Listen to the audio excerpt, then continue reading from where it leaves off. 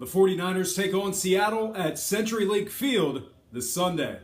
Welcome to the show. My name is Brock Page, and I have a diverse portfolio of trying to predict the outcomes of things I have absolutely no control of. Seattle opened up as the 14-point favorites with the total at 43.5. Since then, the Seahawks are now laying 14.5, with the total moving all the way down to an even 42. Currently, the Seahawks are the 10-1 moneyline favorites. And at the moment, just 30% of the money's on the Niners to get it done. Speaking of which, San Fran's facing a Seattle team who did not get the job done last week themselves. That loss puts them at 0-1 against the spread on the year. I think Seattle's just a little bit overrated this season. I also think the hapless Niners can actually keep this one close. Look for a closing number at about 15 points in this one. All told, however, I'm going against the betting public on this one and buying the hook. Give me San Fran plus 15 getting the job done against the spread. When it comes to the scoring, both teams' games went under the total last week. Both offenses combined for just 12 total points between the two of them. In addition, both games yielded a total point count of 26 respectively. All told, the case for the under can certainly be made, and that's exactly what I'm going to do. Give me the under 42. When it comes to an outright winner, it's real silly to make a money line play here. I do, however, think Seattle wins it outright for some money line cash. I'm predicting a final of 16-13 Seattle.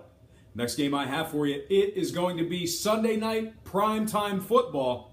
We got the Green Bay Packers at the Atlanta Falcons. The Falcons opened up as the 1-point favorite, and the total at 54.5.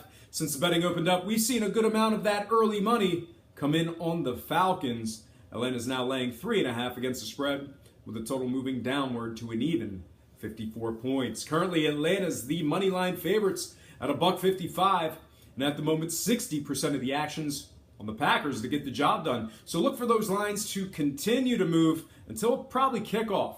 Now, personally, if you're a Falcons bettor, I think we're going to have ourselves a closing number at about 2.5. Now, on the other side, if you're a Packers bettor, I think 3.5 is about as good as you're going to get. So lock it up now. Speaking of the Pack, this Green Bay team is 1-0 against the spread overall after somewhat dominating Seattle last week.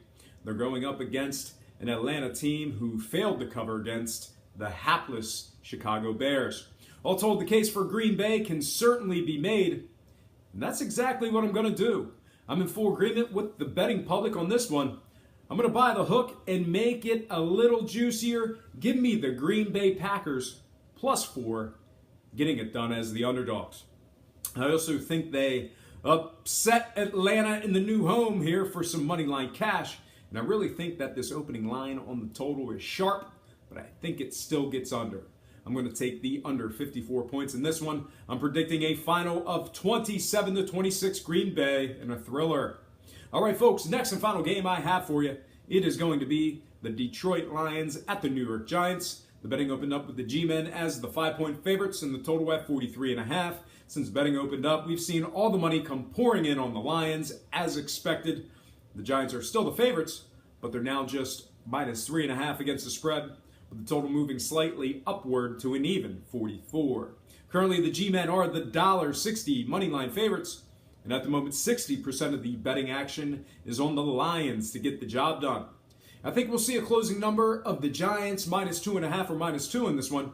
If you're a Lions bettor, lock it up now. Hopefully you get those bets in, or hopefully you got those bets in earlier in the week. Now, if you're a Giants bettor, you might as well hold this one out till kickoff. I only see that market price getting smaller.